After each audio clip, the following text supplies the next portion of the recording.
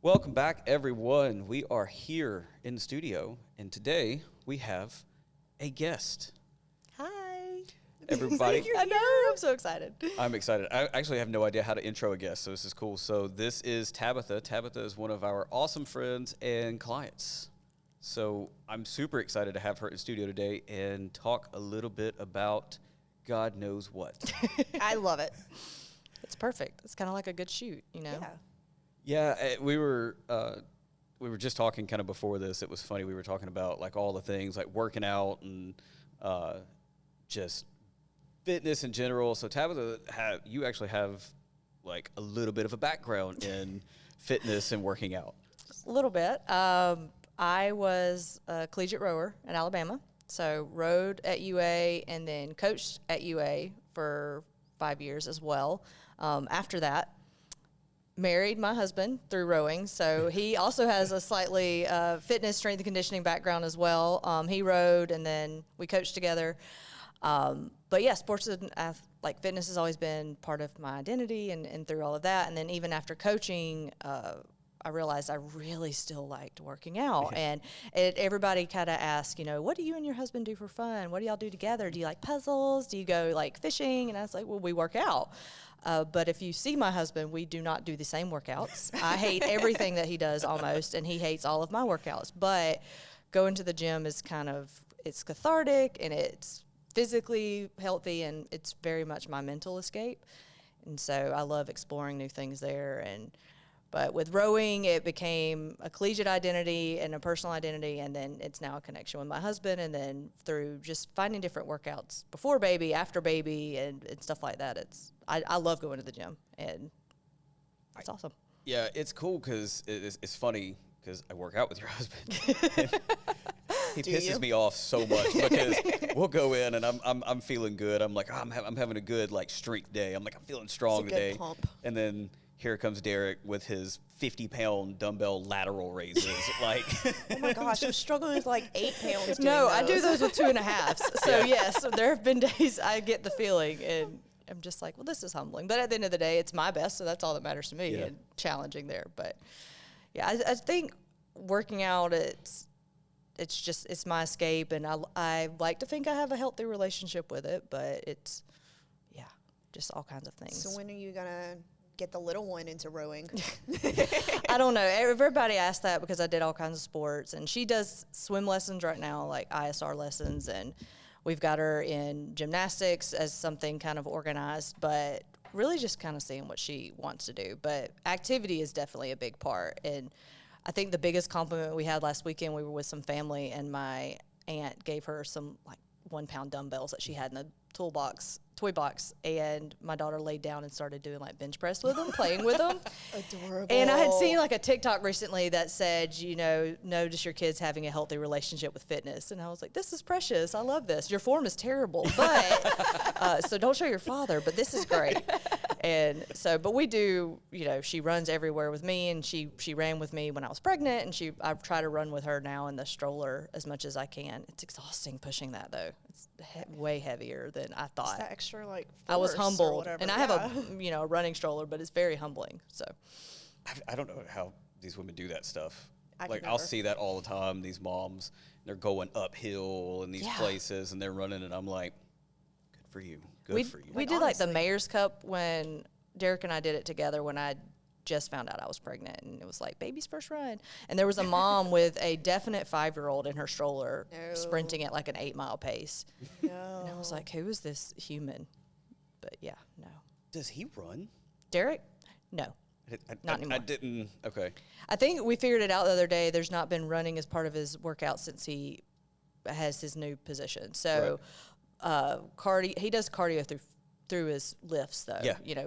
Managing heart rate that way. And I really only run with the one goal of the half marathon in June. So I'm a runner, but I don't keep it up to a certain extent. So I'm just now getting back into it here recently and trying to start the training a little bit sooner. So. I was so proud of myself for just my little 2-minute run on the treadmill the other day. Well, you should be. Yeah. Well, you also just jumped on randomly while he was talking to me. Oh, and no, did I mean, that. well, yeah, but that She too. did do that. Yeah. This was I guess it was the next day. It was Tuesday. Whatever day it was, we were in there, and I looked across the room, And I saw her get on the treadmill because she's using this app and she's been going through I have this a little workout. workout app now. And so I was like, okay, well, she'll get on there. And she was just a little incline, a little walk. And I looked over and she was running, and I was like, oh. Because you're supposed to like cool, walk girl. for 2, run for 30 seconds, Yeah. walk for 2, run for 30 seconds. And I'm like, I'm tired of the, because you have to hit the buttons on the treadmill. And I'm like, I'm tired of this. Yeah. So I was like, I'm just going to keep running. I've never seen her run. That's good though. did good. I do good hate for those you. treadmills that I hate the ones that you have to do the up down and it doesn't have like numbers so you can just change the speed quickly. That's Yeah. the one have to- downtown part of those You're treadmills just that you have to sitting hang it there. down Yeah. and while That's you're really trying to breathe frustrating. and not trip. What, so like, were you always, like, how did you get into rowing? Because I know you're not from here, so that's No. more, Wait, Where where were are you? you from? Geneva, Alabama. Okay. So Still Alabama. yeah, still Alabama, but there's no rowing there outside of like in your just regular boat on the canoe and your motor went out kind of situation. But no, so rowing in college and especially at Alabama at the time, it's very big at recruiting inexperienced walk-on athletes. A lot of Olympians you see did not learn the sport until college. It's beautiful for that way because it is full body, but it's also something that you can take athletes and make them rowers. I came to school. I had dreamed of like playing softball at Alabama. I actually tried out my freshman year. It was the first time they had walk-on tryouts in like decades, and there was 3 of us out there. And first time I met Patrick Murphy, and it's hilarious because later in life I told him thanks for not picking me because it set off a chain of events Changed that led to where I everything. am now. And we joked about that all the time when I was coaching. But the next year I had remembered hearing about Alabama doing walk-on tryouts when I was in high school and for rowing. And then I cannot exactly remember where it was. And I said, okay, I think I'll try this out. They said, you know, were you an athlete in high school? Do you want to be an athlete again? We'll teach you how to row, be a Division I athlete at Alabama. And it checked all my dream boxes. You know, small town girl comes to Alabama and gets to be an athlete. Heck yeah.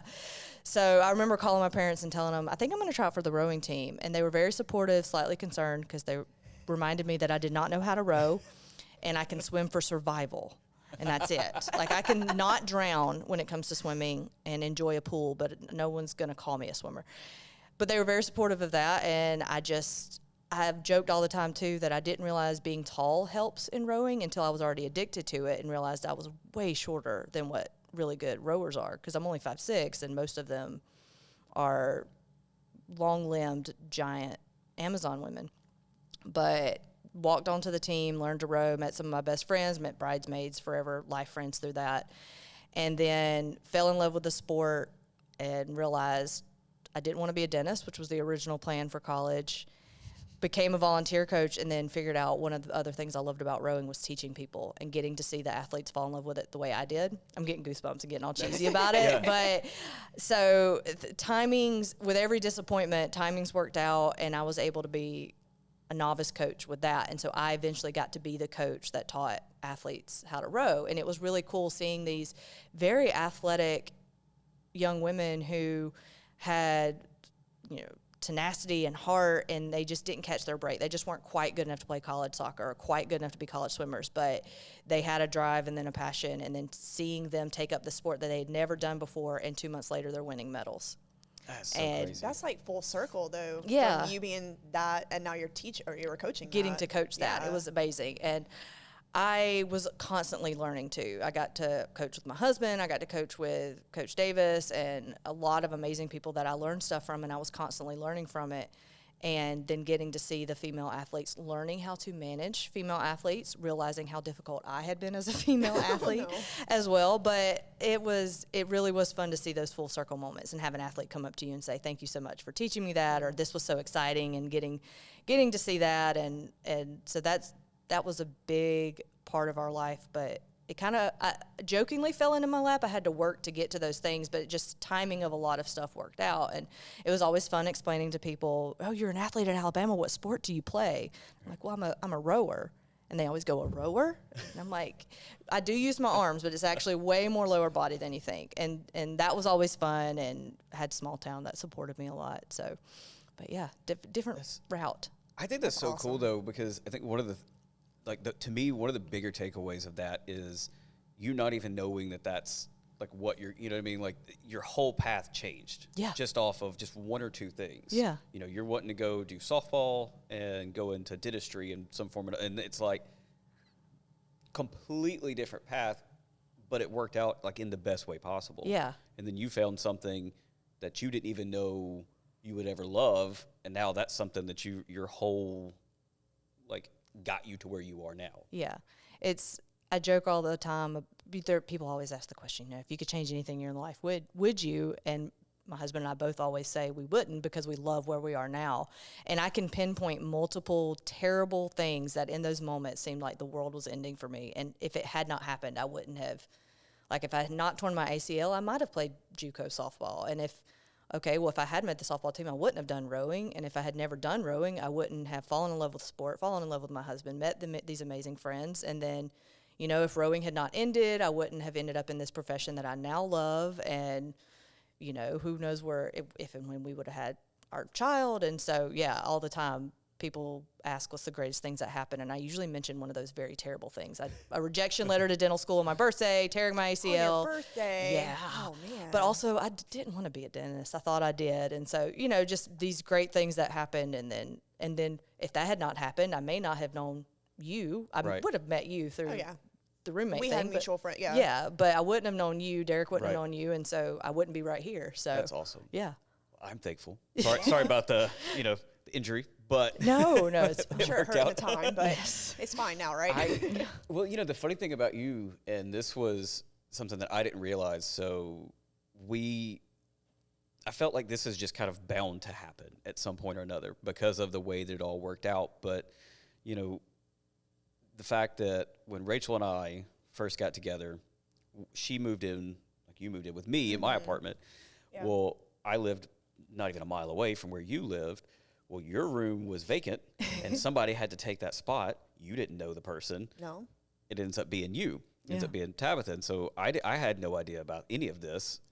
We never spoke or anything like that, never saw you until later, years later, I end up in a different career and end up working with your husband. Yeah. And I don't remember which one of us put two and two together at some point, but we figured out, and I was like, hang on, wait a second.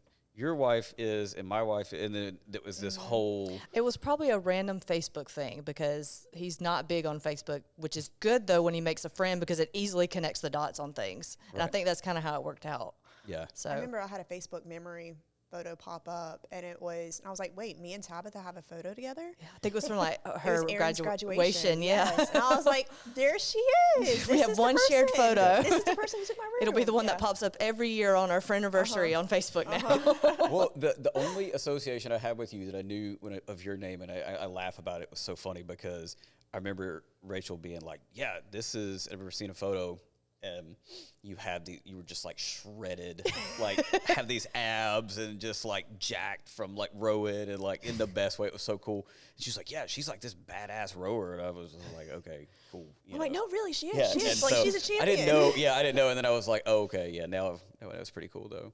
It's just, it's so funny though. Again, you just the way things work out. Mm-hmm. You know what I mean? And this is also a small town too, so this is one of those really weird places now where you come from is a small town, where you came from is a small town, but this is one of those odd places where it's like a large small town, where everything ends up connected. Mm-hmm. I've also learned never talk shit about anybody until you've not in this town. If you bring up a name, never realize how connected everybody is and associated, and then you're like, oh man, yep. Whoops. And then you're like, oh yeah, that's so and so's cousin. And then we'll have clients all the time, and they're like, yeah, you shot, and they'll name off 30 people that we've worked with or something, and I'm like, okay, yep, just positive thoughts at all times. Yes. So what was that like though when you transitioned out of that? Because I mean that was, how many years was this of rowing, working there before you transitioned to a different career? I was an athlete for 4 years, volunteer coach a year, GA for 2, and professional for 2. So it was 9 total years in Division I athletics. Okay. And it was a huge identity crisis. It was, interestingly enough, it was happening on our 1-year wedding anniversary. And rowing was a big part of our wedding. There was a lot of former athletes that was there. Our coach was there, who didn't have children, so we were all his children, and he always treated Derek like a son. So when it happened, it was part financial my gosh, what are we going to do? Because we thought our whole life, I imagine, it sounds cheesy, but the future Pattersons, he would eventually become the head coach and I could still coach and help. And that would be our lives together, is helping build this program. And so there was a fear from finances, and then also just an identity crisis. And then we had check-in conversations of how much of this is part of us as a couple. And then you remember you marry your best friend and everything's fine. But I handled it very emotionally. There were a lot of Pillsbury cinnamon rolls that were murdered during that summer. But it allowed us to explore, do we love coaching? Do we love rowing? Do we love collegiate athletics? Do we love working with students? And then, he hit me with, I think I want to do this. And I was like, okay. But for me, I didn't know what I wanted to do. I knew I loved working with the student athletes, and I loved working with that age demographic, which is funny, again, because in high school I thought I'd always want to, if all else fails, go back and be a high school coach. And now the thought of working with high school age students is terrifying. Oof. I could not handle that. Substituted teaching some that fall as I was trying to get landed with a new job, and it was scary. I worked in middle schools a lot, and I remember how awkward I was and how terrible of a time it is. It's rough. But I got really lucky and ended up in the College of Arts and Sciences because Coach Bill Battle put in a good word for me. I put him down as a reference, and him and his wife were very big into the arts.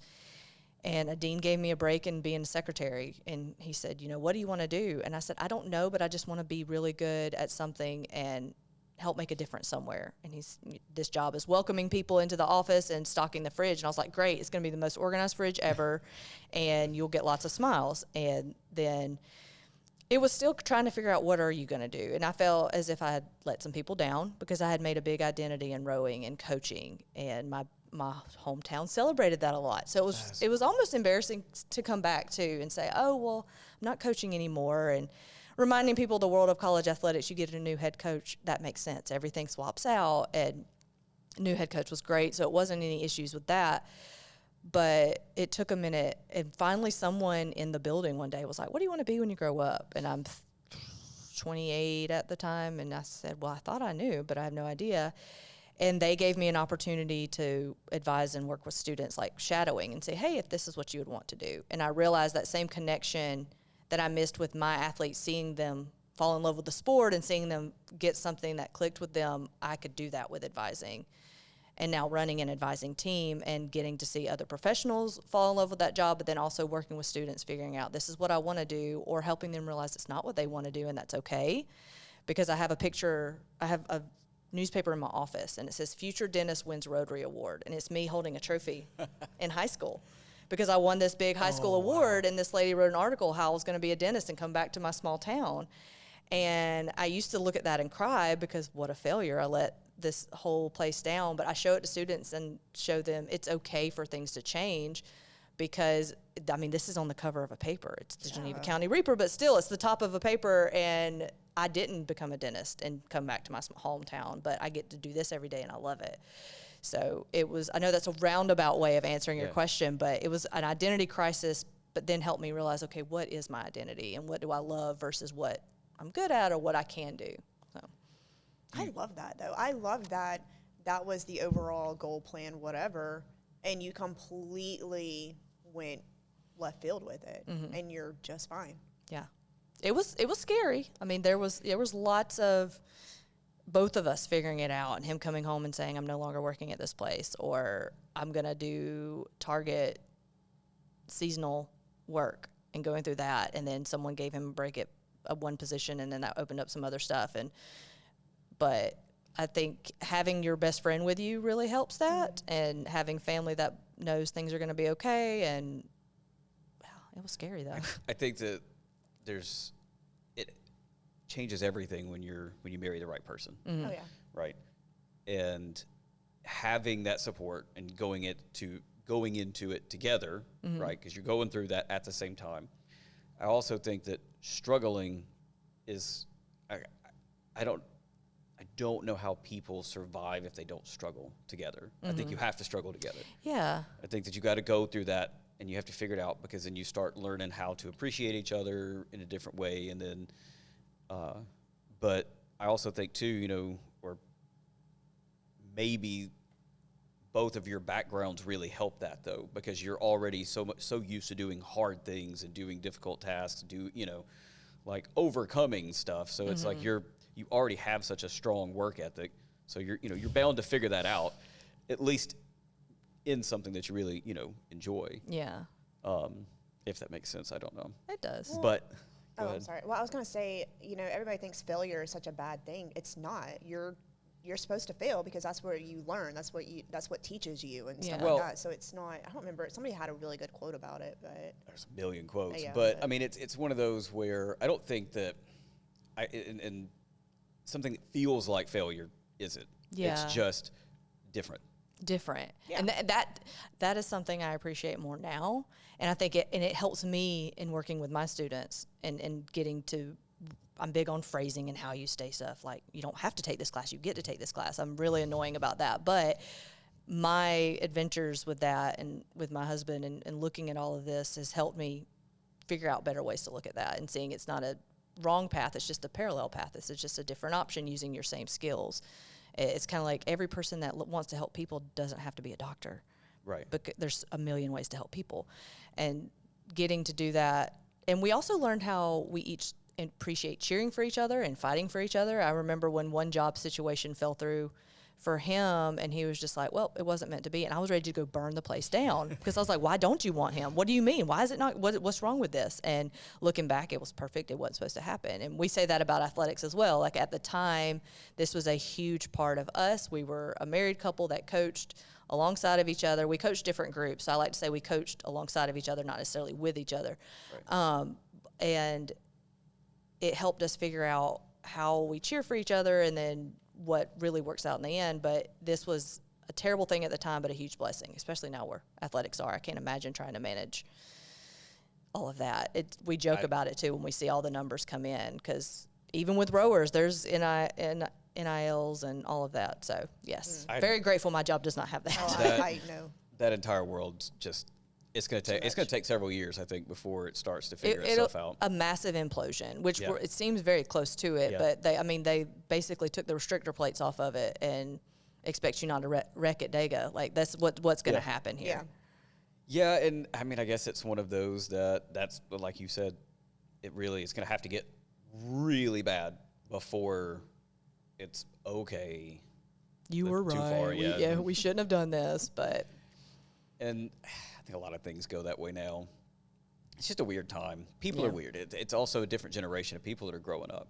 You know, I think that we talk about this with parenting all the time, and I tell my kids, I'm just like, yo, just because everybody else around you's doing this doesn't mean that's. And I know this is the same thing that like my parents, if so and so jumped off a bridge, you go, But when you're a kid, everybody around you's acting a certain way, doing a certain thing. A lot of these kids now don't have any responsibilities. I mean, they're just handed everything. There's no gratefulness or And- gratitude anymore. And so, like, our kids, they work. I put them to work all the time. I'm like, you're doing your own laundry. You're doing this. You're doing that. They're 10 and 12. I don't care. And I'm like, you're going to learn how to do this. And when you go places, you're going to learn how to be respectful. You're going to sit. You're not going to be on your devices. You're not doing, like, I need you to learn how to go through daily life. learn how and- to function as a human. Exactly. And So when you do Exactly. go off somewhere, you can do your own laundry and you can say hello to people. And We had a friend, their son just went off to college, and they were like going through a checklist of life things, and come to find out he doesn't even know what a deadbolt on a door is. Yeah, We gotta teach those things. sigh. Yeah. right. And that's the future generation. It's so different. I'll tell you another really odd moment the other day. Our youngest daughter, she's going to this new school and this coming year, and they're not allowing backpacks. And I'm like, they're not allowing backpacks? Why do we not have a backpack? And then it hit me. I was like, they don't need it. They don't have books. Everything's on the iPad. It's all on a screen. Everything. So you're gonna learn this when your kid gets to even maybe not elementary. I No, don't know, by but elementary they are. I mean, by third grade, they all have iPads with their daily lessons. Yeah. I would die if I had to read everything on a. That's what I said. I was like, Yeah. that's... Oh, you don't have to read. You can put it on the little talk mode, and Yeah. it'll speak it to you with the little highlighter for each word. I know. We were it takes away so much. We were talking about this like with AI and all of that stuff. And again, that's like a whole different thing. I worry about the next generation because what it's done, I think about it when we're creating work, and I see this with a lot of photographers. My joke that I've kind of made is as soon as ChatGPT came out, all of a sudden every photographer became a writer. Mm-hmm. And everybody went from like, oh, look at this awesome photo to novels of, 8 paragraphs of things. And so I was like, okay, that is what it is. And then I tried to use it for about a week. I said, well, I just want to see what I can use it for and to come up with. And then I realized in just a week, it made me extraordinarily lazy. Oh, yes. Oh yeah, I was it's able. easy to, because I've done it I do it for my job, which I work with engineering students, so we use it. I use it to tell it to describe a class. I said, read the syllabus and tell me what this class is in non-engineering terms. And then I find myself using it for other things, and I'm like, hold up, check back in. Yep. Exactly. Yeah. Well, this was the first thing that happened was spell check. That was the first one. So I used to be able to spell like phenomenally. Like I'm really stupid, but like I could spell really well. That's your thing. Yeah, it was really all I had. And so I used to be able to do that. Now I don't even know. My phone auto corrects it, or I'll type three letters and then I like right click and let it try to finish or something. Mm-hmm. I mean, Yeah. or it's always. And so it's interesting how we've already got to where we're relying on this, and now that's starting to already, it keeps you from being able to use your brain to do what it needs to do. Exactly. Like, to troubleshoot. Yes. You're learning That's you're it. losing the ability That. to troubleshoot. Exactly. And it's sad because troubleshooting is what gets you out of everything. What makes you tough. What helps you figure problems out, get creative, and That appreciate critical it. thinking skill. Yes, very much. We had a kindergarten teacher in here one day it was last year, and she had been a teacher for about 17 years of just kindergarten. And I was like, I don't know how you do that, but She loved it. she said the kids now, she goes, the last few years, she goes, they're the least creative I've ever had. She goes, it gets worse every year of the kids that are coming in. And I'm like, at kindergarten level, it's already to that point. That's sad. Right. So then I think that it just screens, devices, all the things, it's crazy how we've just become reliant on it, right? Like you sit here, you gotta where's my phone? I gotta check my phone, I gotta do this. And you get to a red light and somebody's pulling their phone out and like, I gotta check Facebook. And it's like, what the hell? We grounded both of our kids the other day, and they went 4 days with no devices. And I don't know if you ever seen the movie Grown Ups. Yeah. Okay. It was basically that. It was so funny because it was like in the movie they get to the cabin and like the two, spoiled kids, they have their texting, they're playing video games, all this stuff. And he takes away the stuff and he's like, no, just get outside and play. And they're like, what do you mean? Throw the rock. Yeah, he's like, what do you do? Well, our oldest was doing that. She's 12, and she's like, she just for the first full day walked around the house. Like a zombie. Like she had no idea anything. Yeah, she would come up to us constantly, like every 10 minutes. Hey, and she's just bored out of her mind. And She's like, what can I do? I'm like, anything. Literally anything. go outside, go play. And of course, it's been raining nonstop. And then by day 2, it was like switch flipped. Yeah. It was like she remembered, oh, I can be a kid. And Day 3, she's digging in the dirt for worms and bugs and everything in the mud. she literally turned into like an old An school actual child. 90s kid. A feral happy baby. I was like, this is great. Yeah. And then I gave them their devices back so I could leave them at the house by themselves again for a minute. Function. But they're old enough to be No, left. they're doing chores, but yeah. They're old enough to be left alone by themselves. But the issue is just still they got to have a way where I can contact them. Yeah. So, but yeah. So we were talking. Another thing we were talking about. We were supposed to shoot this morning before we came in here, and then the weather kind of put a damper on that a little bit. So we're going to shoot after. So this is like the pre-session podcast today. Or it's an extremely post-session podcast There from we go. previous sessions. There we This go. is true. There you go. So because we've got to work Your with last you. one was February? March? I can't remember. Sometime then. Oh, I'll never be able to figure that out. I think it was February or think it was March February. with the orange thing, and Yeah. I love those. Well, you were I think one of the first people that we actually shot in here once we moved all the stuff around. I think. Okay. After we redesigned the we front half. had put Oh, all of yeah. the, we had painted. Because it was, you were doing some promotional stuff. Yeah. Right. And you've been super awesome and fun to work with. Yep. What is that like from your perspective coming in for that first session? Because the first time was a year? It was over a year ago. It was last March or April. Because I'm remembering other things that popped up, and I already had my images at this time and stuff. So it was interesting, and I think about this all the time when I tell people about working with y'all too, because I knew of you. I had met you, and I had met you a long time ago, and I had done some boudoir a long time ago, like pre and post marriage. I did like a wedding present one, and then I did like a little Valentine's Day shoot thing, and so I understood the concept. And I remember thinking, is this going to be weird because I know y'all, or better because I know you? Is it going to be weird because my husband knows you? And within 14 seconds of being in here, that wasn't an issue at all. And it was very comfortable. I also was postpartum. She was at this point a year and a half. And I had finally come to a place where I was loving myself again. And I was like, well, let's document it. And coming in, I loved that even though y'all knew that we all knew each other, that was used as like conversation, but it didn't make it uncomfortable. It was very casual and very comfortable. And then not really knowing what I wanted to do or how comfortable I would be, you instantly made that easy with looking at clothes, because I think I brought in 1,400 things, and then you have your whole closet, and you were like, okay, this is, you're short-waisted, this is going to look good, this isn't going to look good. And I was like, thank you for just saying that and going through that. And I think that alone helped me feel more comfortable. I'm like, okay, they want good pictures, but not just for them, but they want me to know I am bringing out the best version of me. So that felt amazing. And then just getting that dynamic with y'all working together, because that was the other thing. I was like, I'm naked in front of his wife. And then I'm like, I'm naked in front of her husband, or topless in front of her husband. But I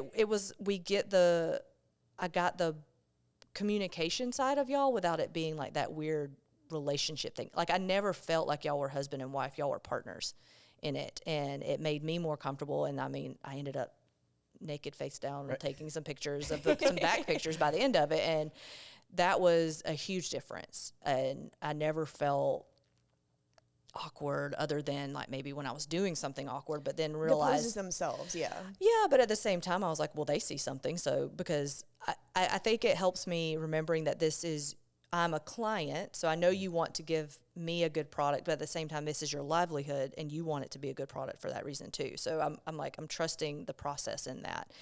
And maybe I'm finally at a point in my life where that was good. I know that's not something easy for everybody to be able to do, but it was amazing. I remember texting my husband and saying, I want to just forget the rest of the day. I'm coming home naked. I'm never putting clothes on again, because I love everything about what just happened. It felt confident. It felt amazing. And then getting to see the pictures right then, I was like, that is me. I was just there. That was me in that suit. And yeah, it was just, I feel as if I've kind of rambled around that, but no, you're good. Yeah. It was different from what I did not have bad experiences in the past, but was just different than anything I could have imagined. And I told him, I was like, well, we're saving up here again. I'm doing this again. And then other life things have all happened, and I've gotten to come back in. And every time at the end of it, whether it was being a cheerleader for a friend in her session or getting to do some other stuff with y'all, it's just fun. And I love myself more leaving it. And I'm one of those people checking images in the car driving home. Right. I'm one of the dangers. Or 2 weeks later, when I'm like in a hormonal sad thing, I hate my body, and I'm looking at these, and so I'm just texting Rachel, and I was like, I need you to know I still love all of these so much, and I want them everywhere, but I don't plaster your bedround wall. I mean, literally, they're all over the place in there now. Make wallpaper. Yes. That is one thing that I've always tried to tell our clients. As I said, first off, I love when y'all message like a week later, 2 weeks later, whatever it is. We had that last night with somebody. We were out, and we had somebody, and she was texting Rachel, and she was just like, I just want you to know I'm just, obsessed. And I told her, because she had drove from Huntsville, and I was like, I know you love, you're going to want to be looking at your images, but please drive home and then look at your images. Don't be texting me in 20 minutes. And she waited till like that evening. She's like, I can't stop looking at them. Damn well she was looking at them on the way home. She just didn't. She was just waiting to text. She just didn't want to say it, yeah. But I think that's always been one of my favorite parts of that, is that people continue to look at those same photos. And even if you do multiple sessions, you're still looking at each session. Yeah. And I love how it sort of documents each stage. And I don't know if that's been that way for you, where it's like, I remember where I was in that moment, and I remember, mentally where I was in this kind of, in this state here. Well, I love looking through my gallery from my first session, because I went from like this bodysuit to a couple of different bikinis to something where the props were more covering me. And I love looking through those because I remember that growing confidence and comfortability in it. I remember being in that bodysuit and seeing it on a different person. And then when I put it on, it did look different on me. And I was like, I don't know if they're going to want this. And then remember seeing the pictures of it, and it's almost like reliving just a happy day. And it's so much more than that, but getting to go back through, and I think you helped me split the images up between like spicy and non-spicy. Yeah. So some people I would show all the images and some of them that, but even just kind of going back through that and just remembering this is what was so fun about it. So I still look at that very first album all the time, even though that was over a year ago, and I look very different. And then the other ones from that I got to do with a friend in here, and then the ones from last March, looking at all of those and just, I love the it. transition in between. It's like, so you started in the bodysuit, and it's not because you weren't confident or anything. It's just like, that's what we started in. But by the end of it, when you were basically naked fully, and then just the confidence growing throughout the session, like just being able to see that in the images too. Yeah. Yeah. I mean, that's a natural sort of progression. I mean, you can see that. And that's another thing too. That I will look for, right? I'm always watching like body language. When we first start, it's, you'll see people when they pose, everybody's very tense. And I mean, it's going to be that way, right? No matter who you are. And I always tell, that, yeah. It doesn't matter. I think there's like this misconception of like, oh, somebody looks a certain way. Well, they're not going to be nervous, and they're not going to come into this and, feel what I feel because of whatever. And I'm like, no, you don't understand. I was like, everybody goes through the exact same thing. I mean, walking in the door is difficult, whether you know us, don't know us, new to us, or whether you followed us for 7 years. You're still going to have that same fear. And, when we talk about us as a team, I think that's something that I try to, I always try to keep in mind is, for one, there's two of us. And I definitely don't take my position as a male photographer in this industry, lightly. I know that that for a lot of people, that's a huge thing to overcome. Yeah. And so we just try to make everybody as comfortable as they can. And I try to treat everybody just like, I tell, like, same thing I said before we start this podcast. I'm like, just have fun. Like I know that you're going to come into it nervous, but I also know that as soon as we start, you're going to go, oh, okay, this is. Well, it doesn't feel pressured with how y'all do it. And I felt as if I was in complete control with no need to control anything, if that makes any sense at all to anyone. I'm sure. I love how you put that, actually. I'm sure there's other fun women that will understand what I mean by that. But complete control with the need to control nothing. And I could tell, as I love that you're like, okay, I want to start out here, the light's good, and then it just kind of evolves, and you have, I could not look at you and say, what are we going to do today? And other than you say, I'm going to shoot you, and then that's it. Because you're working with what I'm giving off, which only gives me more confidence to be myself. And even on the days right now, I'm very in love with my body and where it is. I still even texted my husband. I was like, I'm still nervous today. Like, I want to do well, and I want it to look great and everything. But I think it's that it is comfortable, and that just seems like a word I'm using a lot, but it's the best word for it. And it's what I use when I tell everybody about it, is you don't feel as if you're shooting this boudoir, like naked, sexy pictures. And I feel both sexy but not sexual in those moments. And I think that's what makes it comfortable too, and it helps me bring out posing this way and doing these things. And then when I'm having those rough days, I can look back and be like, this is me. Like, yes, he used the lighting, and yes, she posed my hair this way, but this is me, and it's hot and it's awesome. Yeah. See, I love that you said that, because that's what I'm always telling people is, I'm like, I just want you to realize, like, it's just you. Like, we're not changing anything about we're not doing any kind of crazy edits. We're not doing all this crazy stuff. Everything is same day, so I don't even I don't modify your body. No. We literally just put you somewhere where the light works, and then it's just you do the rest. And I love that, because I try, I mean, in the way you said that too, though, where you're like, you kind of feel sexy, but it's not like sexual, which is interesting, because that's a big thing when we're posing, and there's this like misconception when you see an image and you're like, oh, well, what is that vibe and how is that person, you know, what I bet that's, you know, whatever. And it's like, no, that was in the middle of laughing between this and this and this. Me falling over, tripping for the umpteenth time. And you feel good, but like you're also like Simon Says. It's also, all right, do my hand this way, do this. And so then when you look back, then you see it. And I think that that's what is really cool, because you're able to go, oh, wow, that may not have felt like that, or it didn't look like that. But when you see the image, you're like, wow, and that's me. Yeah. And this you know, but it's also like when you're with a person or your partner or your friends or something, you know, like you didn't script it, and it's not these moments of that, but in the reality, looking back, it was this big, beautiful or sexual or hot moment. And that's what these pictures are too. And the reason that you tripped the umpteenth time, or I can't seem to get my hair out of my mouth, is why that next picture, or you're just standing there, you know, looking out at the rain, ends up being this beautiful sexual picture, because it was just comfortable. It didn't feel forced or rehearsed, and there's, you know, and you've got music going, so I'm definitely dancing between everything. And it just, I love it, and I love getting to do it. So I tell everyone they have to do it. There's two things everyone should do. You should experience the Memphis Marathon weekend and for St. Jude in some capacity, and you should do a boudoir shoot. It's like both of those are things that I tell people, depending on the capacity and the environment. Do I mention both of them? You know, but especially when I'm talking to girlfriends, I'm like, you have to do both of these, because the boudoir shoot is with y'all specifically. Right. It makes it so much fun. I love it. We try, and it's just it's tough, because we want to provide like the best experience, but I want to be able to do it as authentically as possible, because people know when you're bullshitting them. Yeah. And that's never been our thing. And I think that's one of to me, I think it's like the only good thing that really separates us, that we've tried to do, is just, look, we're just going to have fun. We're just going to be us. This is just how it's going to be, because we're going to be bitching at each other in the middle of the session. Oh, for sure. I mean, you're going to be pushing me out of the way. I'm going to be getting in your shot. No, I don't want to do that pose. I'm tired of that pose. Well, you were inspired. You were happy about that pose yesterday. No, it's stupid now. It's I'm like, now, okay, well, what are we doing?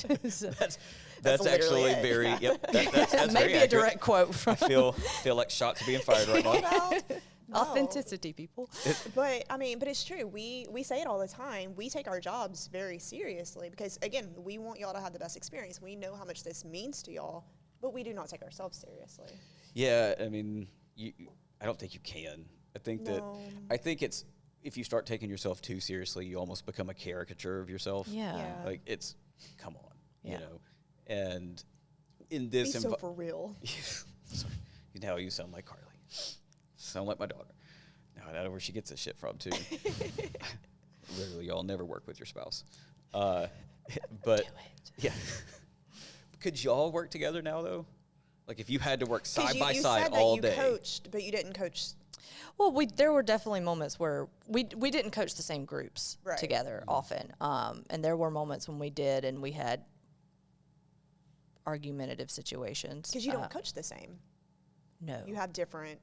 Well, also we different ways of coaching, and also athletes would receive the same message from us differently. So we would also have to coach the same athlete differently because of how they would. I could say, put your hand there, and they wouldn't do it, and he could say, put your hand there, and they would do it. So there was all this stuff. I think we could now. It would depend on the job. You know, I don't think I could do his job. I think he would hate me doing that job. The type of personality I am, would not work, but. I think we could, but it would be very similar. And there were lots of those types of moments with us. And, you know, sometimes I would overthink it because with athletes and stuff versus like clients, but it worked. And there were moments where I was humbled, and in a professional setting, I was told, no, this is very wrong, and you were doing this wrong. And I reference those now in my professional life I learned this because my now husband looked at me and said, you're being a terrible coworker in this mindset, and you don't need to do this. So I'm pretty sure you tell me that like every day. Oh, I do. No, every day. And it's funny, like I said, working out with him, because he'll be like, no, that's not how you do it. Do it this way. Cool. Yeah, I trust you. It works. It is funny. I mean, again, I think that it was interesting you say it that way too, though. I mean, everybody learns differently as well. Mm-hmm. And so I think that sometimes it's just having the right person teaching someone, you know, and then understanding, okay, well, maybe this personality type is not going to work for this. I think for us, there's enough of both where like we're polar opposites in pretty much everything. Yeah. So I hope that that's something that actually works for the clients where.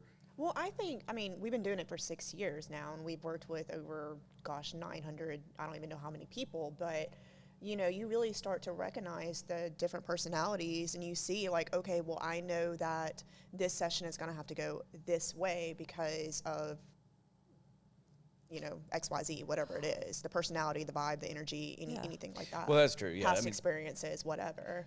Yeah, I mean, some people, they're very, and it's funny because those sessions, I'll get so paranoid. I'm like, oh my God, are they having fun? Do they like their images? Are they okay? Because they're just so, Yeah. And it's like, I can't build rapport with that person, and that's okay, because in the end, they'll start seeing their images like, oh my God, and I'm like, where was that 30 minutes ago? Yeah. You know? And then they'll be the one They that saw on the back of the camera, they did not say one word. They see all their images, and they can't stop, like, screaming, crying, laughing, all of it. Yeah. They're showing everybody their images after that. They're the ones that write the 5-star Google review. They book another session a week later. Yeah. I'm just like. That's what's good about y'all, though, is that you're able, because I'm sure you have clients that are going to feed better off of a male shooting them versus off of a female being there. I could see where there would be women intimidated by a beautiful woman who, okay, but I mean, literally talk about sessions where you're sitting on the couch and your husband said, ooh, the light's amazing, let me go get my camera, and then he posts pictures that have, like, break the internet. So, okay, you're beautiful, you have to just accept that. But I could see where that would be intimidating, and, like, a person would need the fuel from the photographer. I could also see where, as a male photographer, that could still be crazy, and they need their girlfriend cheering them on. And when the different people, I've not gotten too many people in here. I tell a lot of people. Right. But I've based off of what their personality, I say that too. It's like, you're going to get whatever works for you. It's not going to be forced, or I'm very loud and crazy. The more comfortable I get, the goofier I get.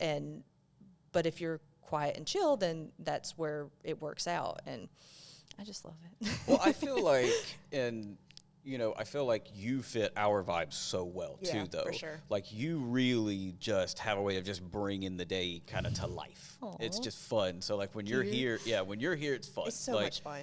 Like, it's just great. fun. It's easy. It's like, I love just being able to laugh and have fun during a session. And also, it's funny because it's like the banter back and forth, even with you. Like, not every client, you can kind of like talk shit to in a fun way. Yeah. Right.